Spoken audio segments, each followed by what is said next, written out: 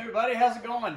I thought I would do a new video. It's been a while since I've made one, and this is something that was a huge question of mine about a year ago, and I think that a lot of you have had this same question, and that is what kind of tire to go with.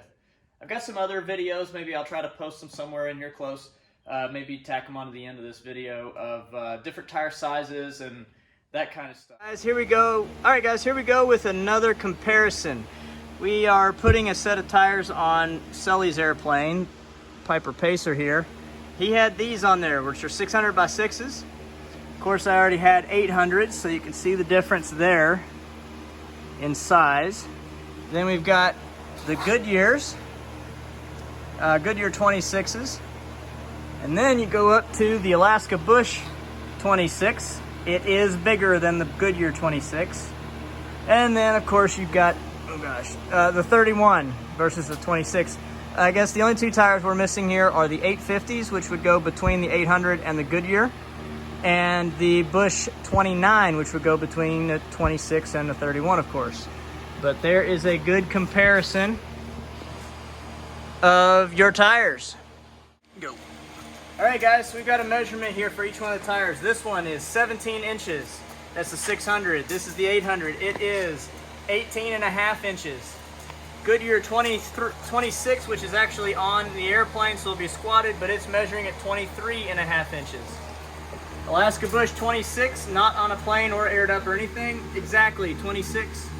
And this is a Alaska Bush Wheel 31. It is aired up, but not on an airplane. It is actually at 34 inches. But what I've got here, and I'll show you here in a second, is 31-inch Bush tires. I've been running these tires now for about a year, and they've been totally awesome. Highly recommend going with the biggest tire that you can find. But the problem with them is how expensive they are. So I did the math, and they're somewhere around, based on what other people fly and how fast they were wearing out with normal tires and landing on pavement and that kind of stuff, it's about $30 to $35 per landing on these tires, on pavement and whatnot. And I just plain could not fathom doing that, much less buy them in the first place, because they were just too expensive. So what I did is I found a set of tires that were almost worn out, almost corded.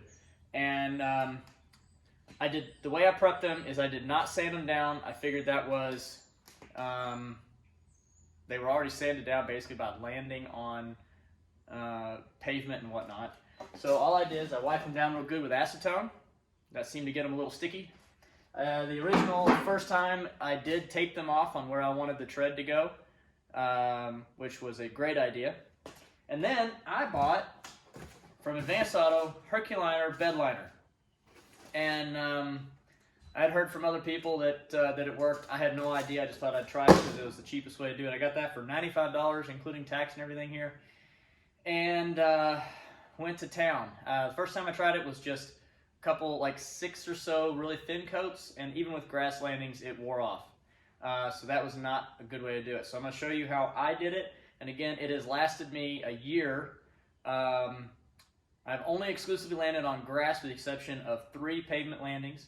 I have taxied almost exclusively on pavement. I have a paved runway here that I normally fly on. I will like to tell everybody that this is for experimental only.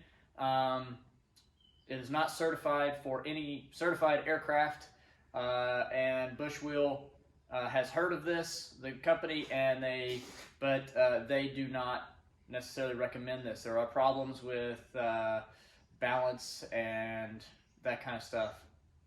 But again, I've tried it now for a year. This works for me, and so I thought I would pass it on to you, and maybe you would want to run these bigger tires, because trust me, they are worth it. They are awesome. I would also recommend that if you do this, I would not put it on good new tires, just like make them last longer, because that's just extra weight and heavy. I would definitely wear them down and then do this. And that way, if it does mess up for some reason, you're throwing away a set of tires that were already ready to throw away. Anyway, without further ado, here we go. Again, I don't have any editing ability right now, so I took this can, and it comes with this paint roller, and I just dip it in there very liberally, like this. And I built this rack. I used some old Cessna axles and whatnot. Anyway, so I dipped it very liberally, and here it's just dripping off. And then I just put it on like this and let it drip. Go get some more.